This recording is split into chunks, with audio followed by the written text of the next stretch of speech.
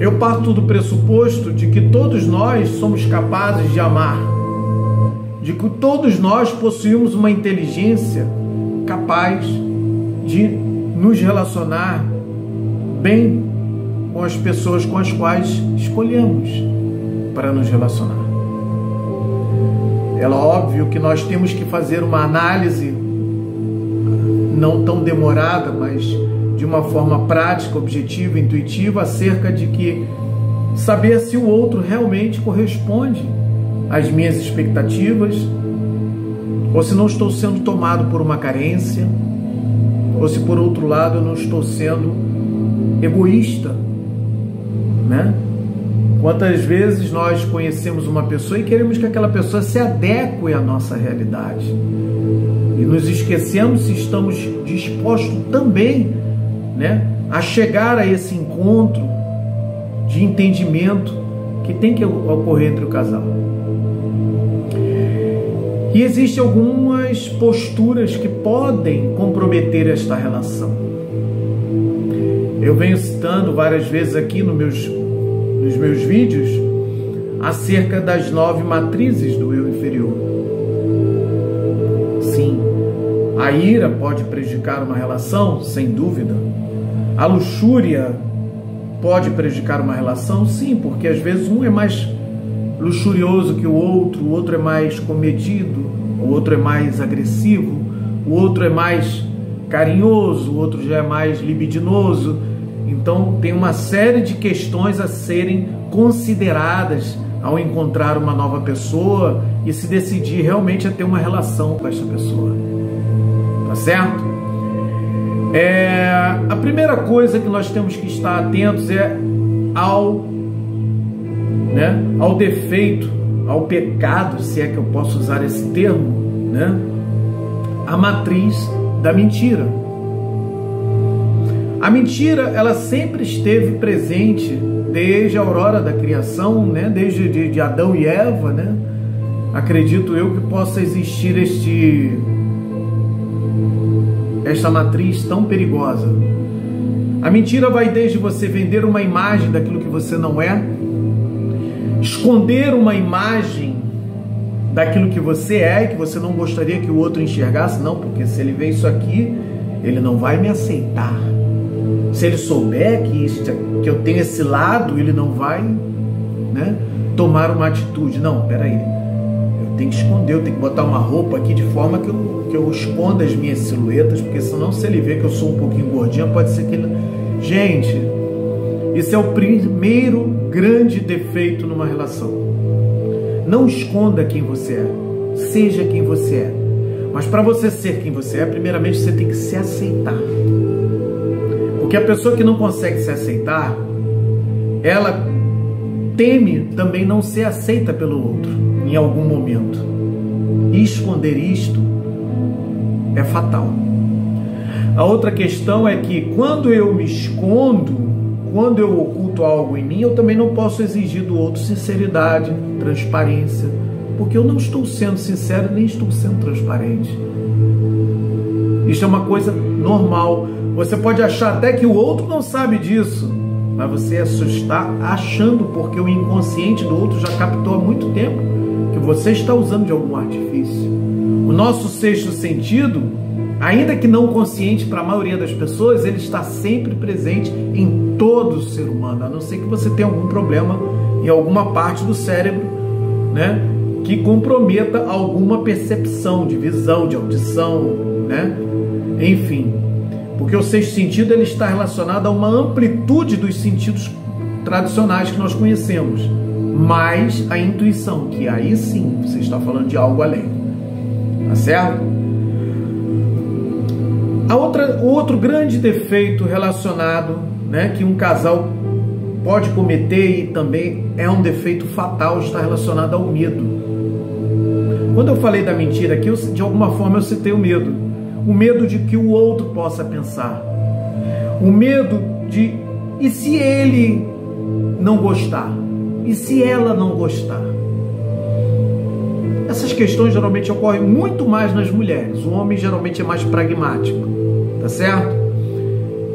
E se ele achar que eu botando esta roupa, eu sou assim, eu sou assado?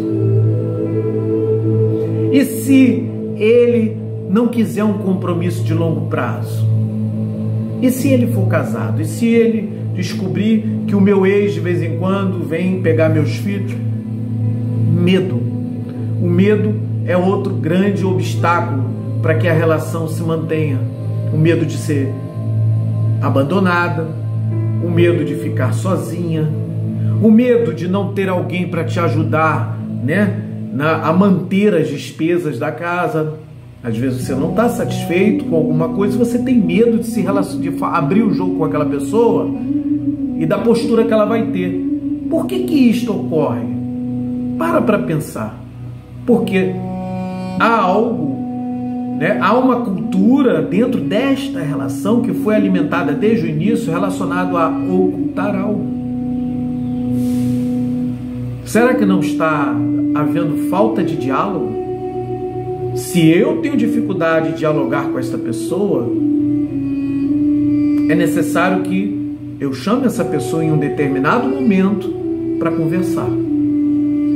Vem cá, nós estamos mantendo uma relação a dois, nós temos aqui um compromisso, uma responsabilidade, temos filho ou não, ou pretendemos ter filho, ou temos uma intenção de manter essa relação a longo prazo, temos alguns objetivos em comuns. Então olha só, tem essa questão aqui que precisa ser resolvida. Você não pode ter medo de tocar neste assunto. Não, e se eu falar isso aqui ele não vai gostar, vai dar briga. Não pode existir esse tipo de coisa. Tem que haver uma coragem, mas também tem que haver, né, uma resignação, tá? E uma resiliência, ou seja, eventualmente aquilo pode me abalar emocionalmente, mas eu tenho que voltar ao meu equilíbrio, à minha harmonia e buscar um entendimento com essa pessoa a fim de resolver essa questão. Porque há questões que são fundamentais de serem resolvidas.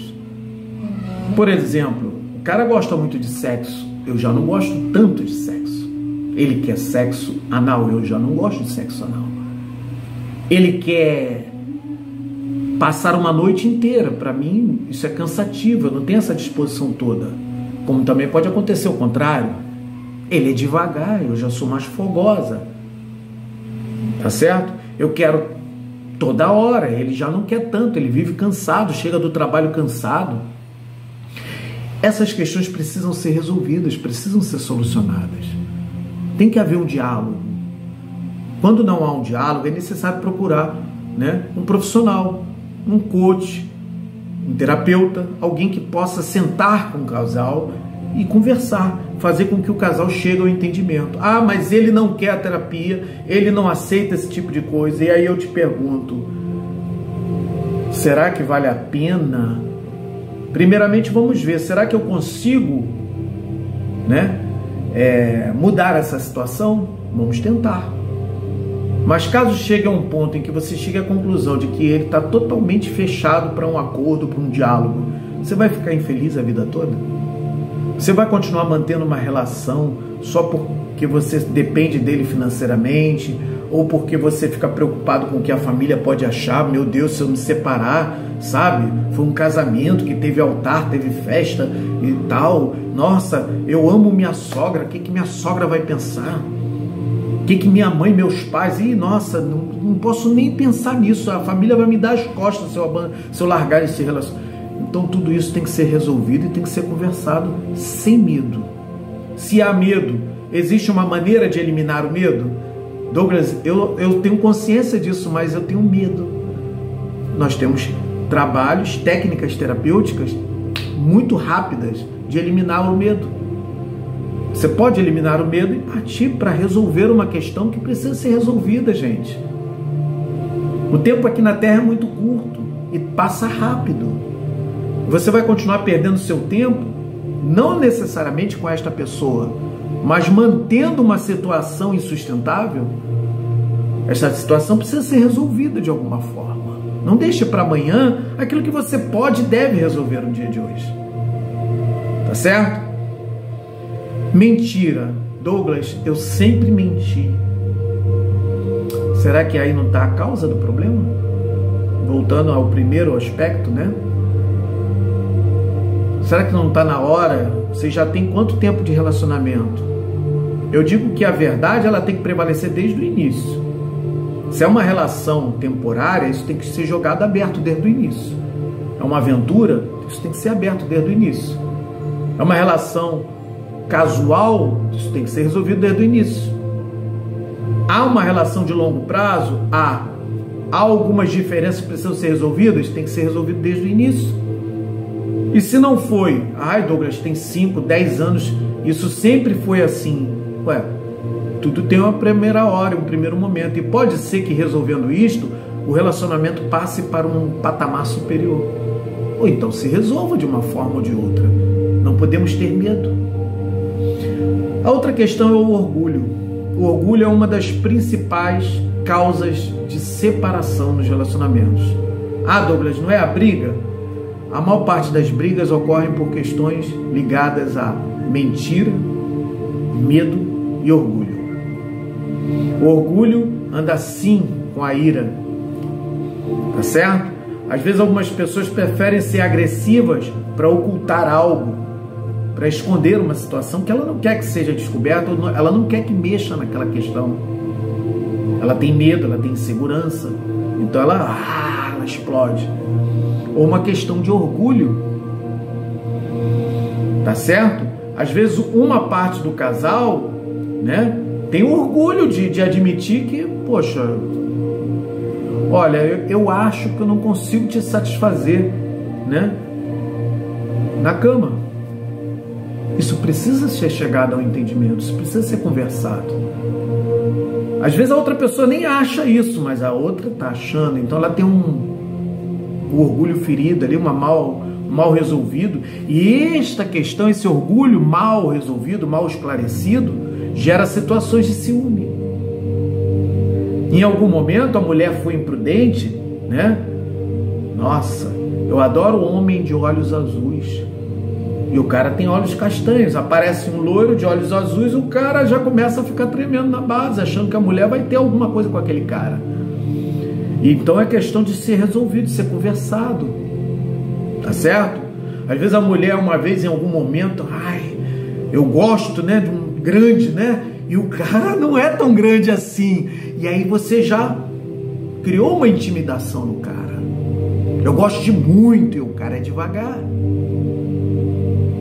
Como pode acontecer também o contrário, você pode ter um orgulho, tipo assim, ele já falou que gosta, né, de um traseiro grande, uma coisa, e eu não tenho. Aí quando passa uma mulher, você já fica desesperada, com medo, né? Caramba, por que você olhou para aquela mulher? Eu não olhei para aquela. Você olhou, eu vi que você ficou olhando para a bunda dela. Não é nada disso. E se olhou, qual é o problema?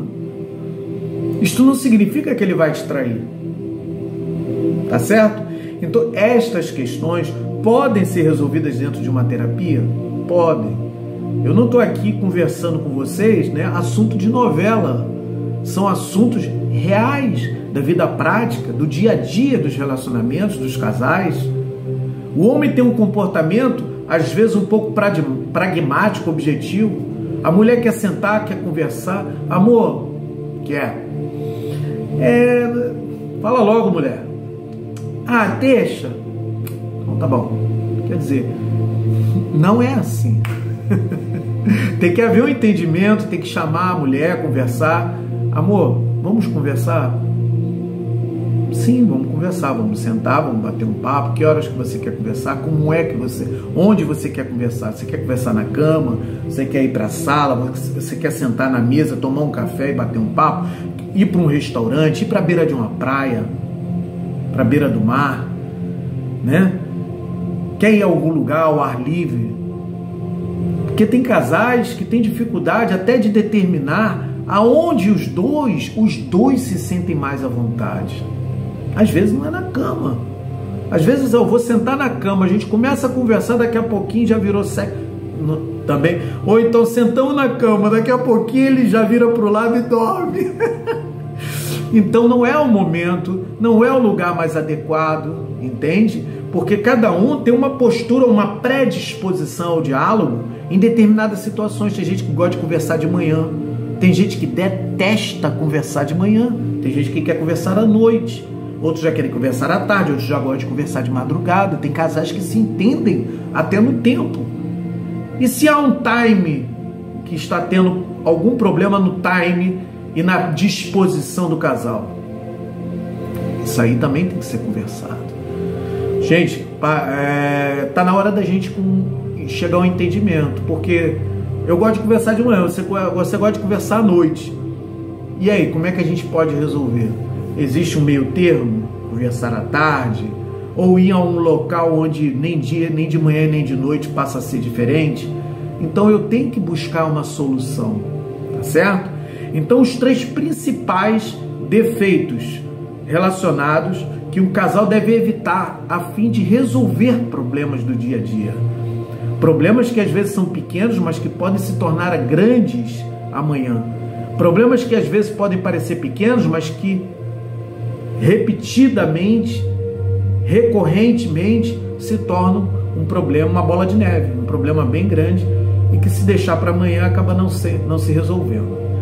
Caso esta pessoa esteja nesta condição, nós podemos fazer aqui um jogo, um tarô terapêutico, tá? E tentar diagnosticar onde está o teu problema, tá certo? E vemos se é necessário que esse trabalho, se é possível que esse trabalho seja realizado individualmente, porque muitas das vezes pode ser resolvido individualmente, na maioria dos casos é resolvido individualmente. Às vezes é uma postura que você muda, ou alguma crença que você mude, né? Alguma questão relacionada a esses 3 aspectos, a mentira, o medo e o orgulho, técnicas que nós aplicamos e que fazem com que você mude a sua postura e o outro lado passa a responder de uma forma totalmente diferente, da forma que você até gostaria que fosse. Tá certo? Então nós estamos aqui à disposição, né? Podemos diagnosticar este problema e aí partimos para as técnicas terapêuticas adequadas. Não é demorado, na maioria dos casos são situações resolvidas de uma forma bem rápida, né? São coachings que às vezes numa sessão de 2 horas ou 3 horas ou 3 sessões de 1h30 por semana, às vezes nós conseguimos resolver grande parte dos problemas, né? Que às vezes são ocasionados por questões pequenas para nós terapeutas, que a gente considera ali, né, como sendo ali o principal ponto a ser trabalhado para que as coisas possam desenrolar de uma forma que torne viável, né, a relação do casal, ok? Meu nome é Douglas Guimard, sou personal coach terapeuta holístico. Inscreva-se no nosso canal, curta o nosso vídeo e compartilhe.